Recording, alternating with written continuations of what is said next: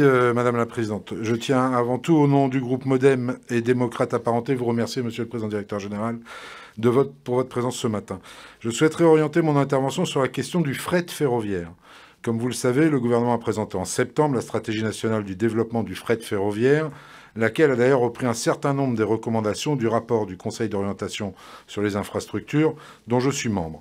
Le constat est difficile, le recours au fret ferroviaire est en baisse continuelle depuis 70 ans, nos voies ont un âge moyen de plus de 33 ans, contre 17 en Allemagne.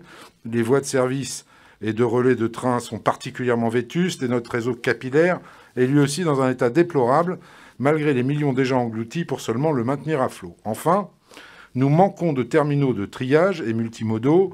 Les marges de progrès sont donc importantes et l'objectif est ambitieux, doubler la part modale du fret ferroviaire de 9 à 18% d'ici 2030 et atteindre 25% en 2050. Pour cela, l'État met des moyens inédits sur la table.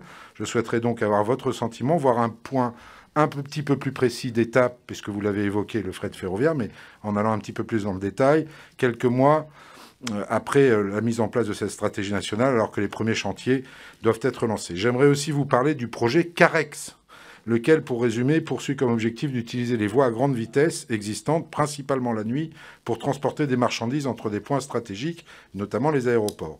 On le sait, c'est un projet qui est dans les cartons depuis près de 15 ans, mais qui nécessite de lourds investissements, notamment en matière de terminaux et de rames. Il n'est d'ailleurs pas cité dans la stratégie du gouvernement.